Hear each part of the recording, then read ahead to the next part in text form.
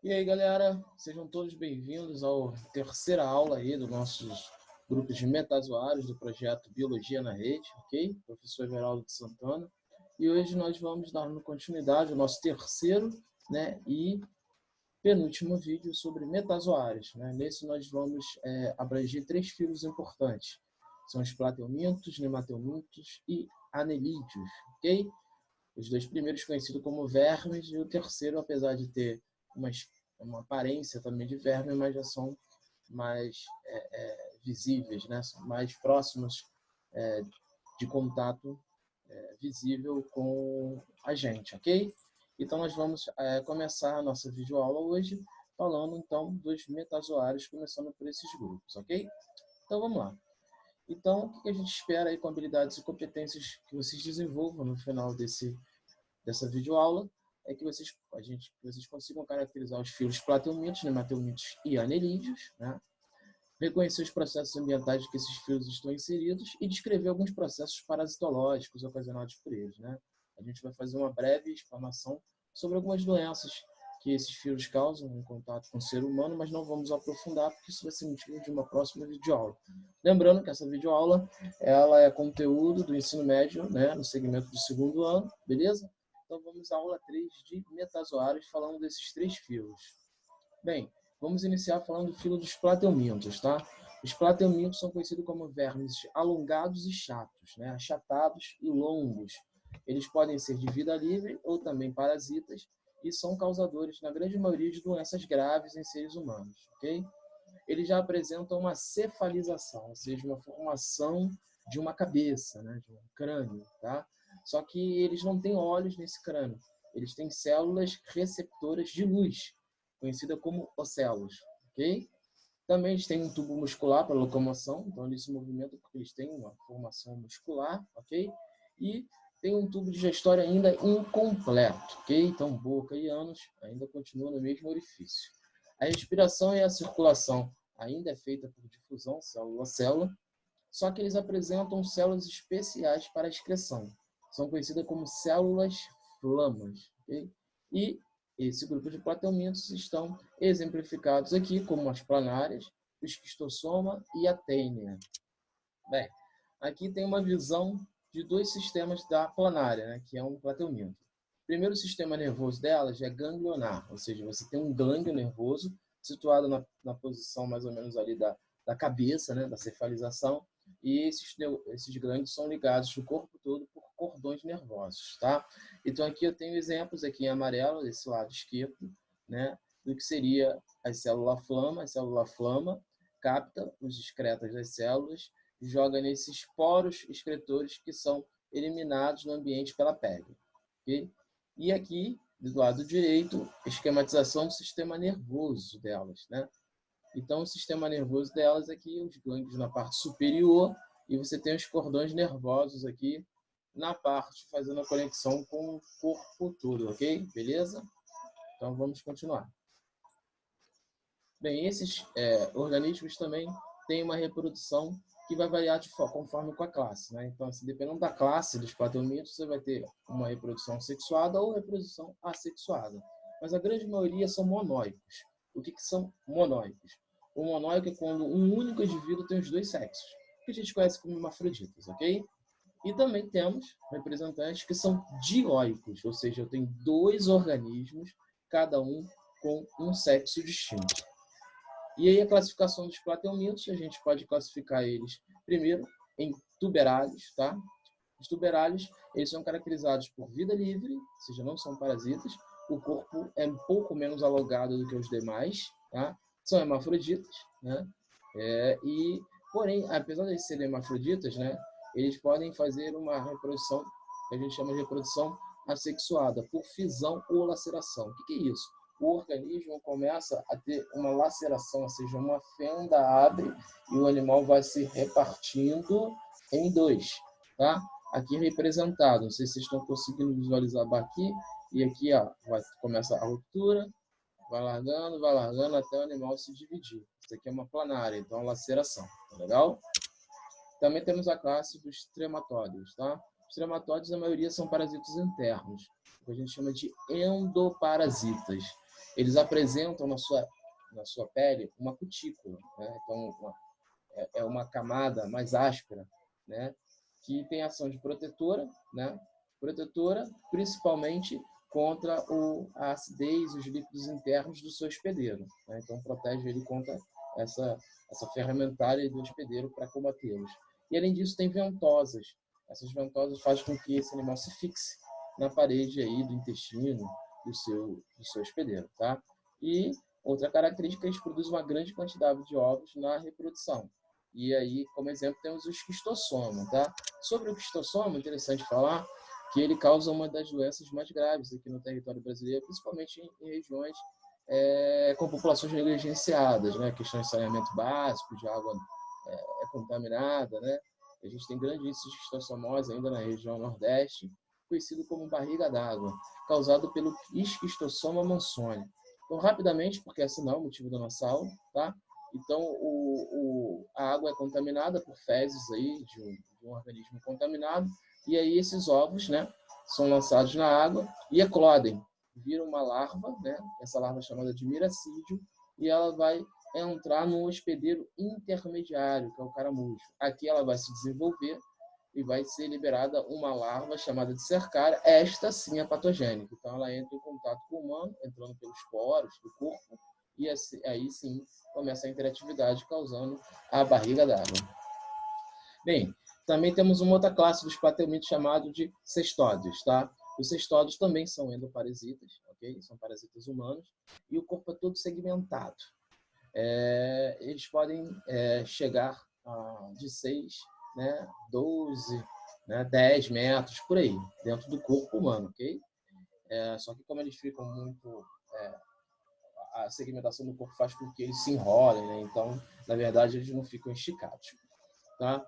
São hermafroditas, e aí exemplo é a tênia, né? A tênia, a gente tem dois tipos de tênia. A gente tem a tênia solium e a tênia saginata. A solium é do porco e a saginata é do bovino. Então, carne suína, carne bovina. Então, a solium vai estar parasitando os porcos e a saginata vai estar parasitando, tá, vaca, bois, bovinos de maneira geral.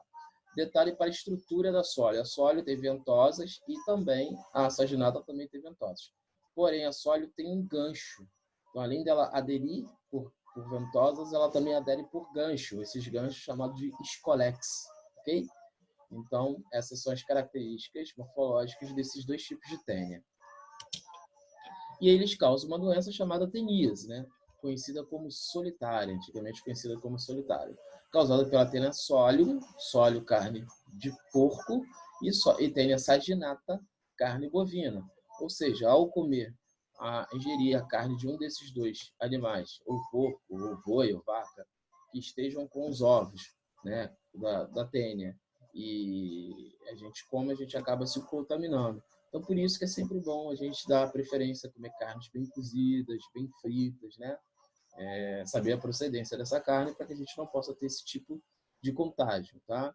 Bem, a gente vai aprofundar isso com uma aula específica sobre parasitoses, ok?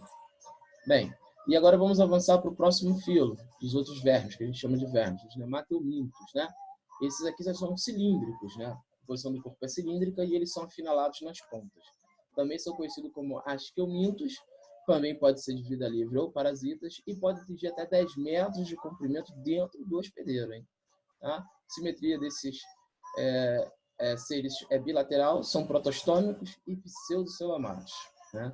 Eles também possuem uma cutícula, né, que é aquela proteção a mais contra fluidos ou enzimas, ou seja, do hospedeiro, para tentar combater, tá?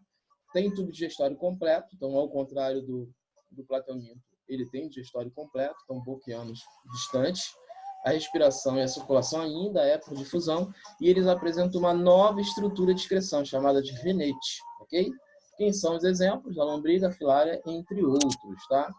E aqui tem, né, a representação de um nematelminto para falar do sistema nervoso deles.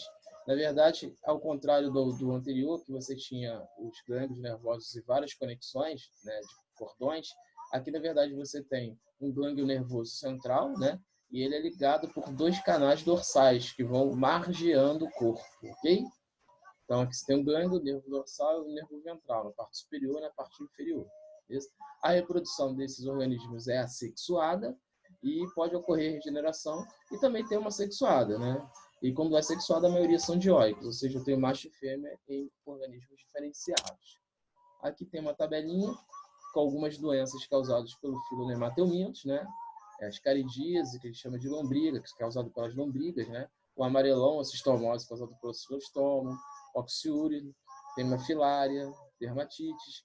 Bem, nós vamos aprofundar isso numa próxima videoaula, tá? A gente só está aqui introduzindo para vocês saberem que é uma característica desses filos, né? Serem parasitas e causar doenças sérias, sim, nos humanos. E o último filo, que é o filo dos anelídeos, como o nome já diz, corpo por anéis, então ele vai ter o corpo todo constituído por anéis, né? É um animal de corpo mole, alongado, e a gente chama de metamerizado, né? Esse segmento de anéis.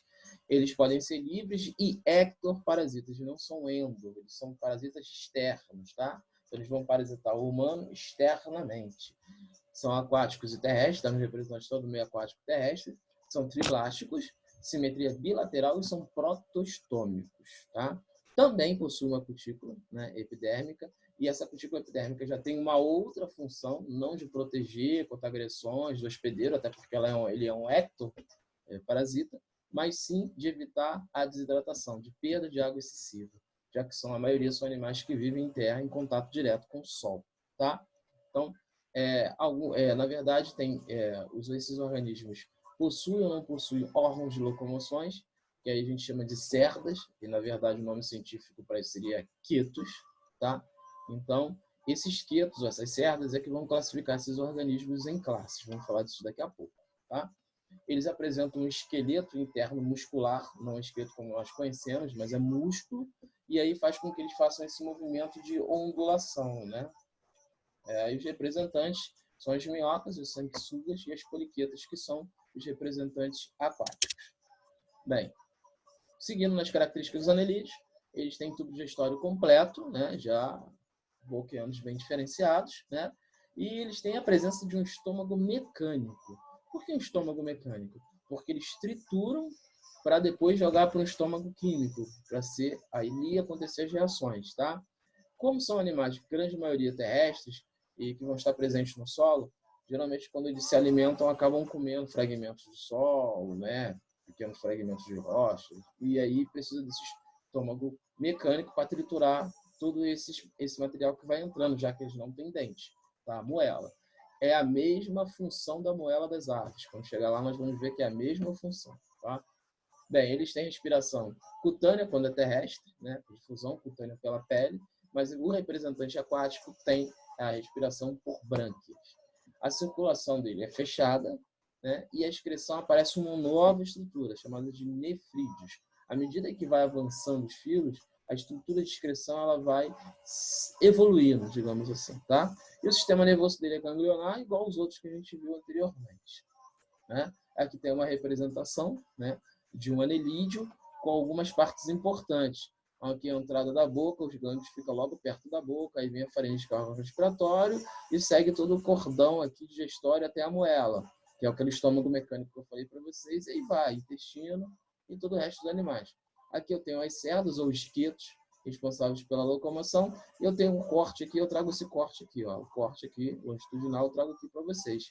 Então, é um animal que tem cutícula, então ele é cutícula, né? Então, essa cutícula de proteção para a perda de água. Tem epiderme, tem celoma, então ele é celomado, né? Todas as estruturas aqui. E essa parte central seria o vaso dorsal, ou seja, por onde ele faz a locomoção do animal, tá? Bem, outra característica importante dos anelídeos é que eles fazem uma reprodução cruzada. O que é isso? Você tem, né, uma minhoca, e ela é hermafrodita, e ela tem essa estrutura chamada clitelo. Ela tem, numa das extremidades, o clitelo masculino, né, que é a espermatoteca, e você tem, na outra extremidade, o clitelo feminino, onde estão os óvulos. E aí, o que ela faz?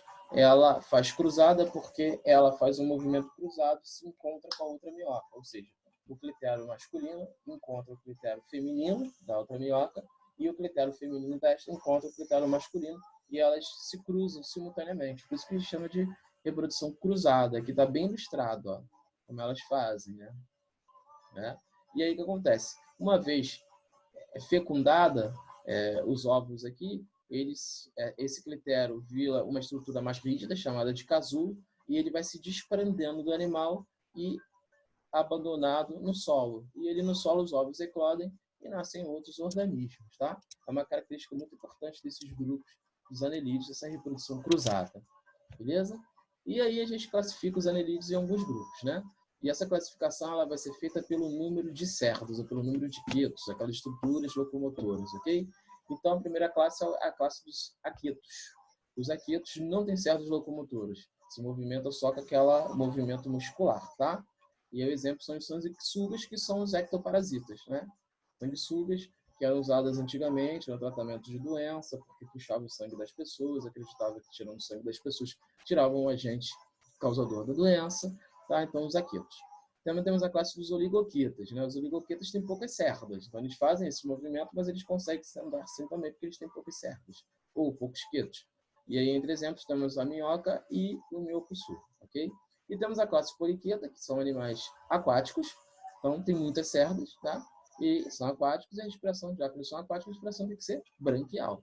Exemplos, temos a tubícola aqui, ovênia, que eu vou trazer as imagens aqui um pouco mais à frente, que é o sanguessuga, né? Vem aqui o ectoparasita parasitando, né? Um braço, uma pessoa. Aqui a minhoca, né? Todo segmentado, também todo segmentado, tá? E a tubícola, que é aquático, também todo segmentado, ok? Bem, é isso, galera. Então, fechamos aqui nossa terceira aula de metazoários. Falamos sobre os filos platomídeos, nematomídeos e anelídeos, ok? Espero que vocês tenham gostado. De novo, recomendação, se ficou alguma dúvida, volte, assista a videoaula de novo, antes de irmos para a última aula de metazoários, que é a aula 4, ok? Então é isso aí, galera. Espero que tenham gostado e nos vemos na aula 4.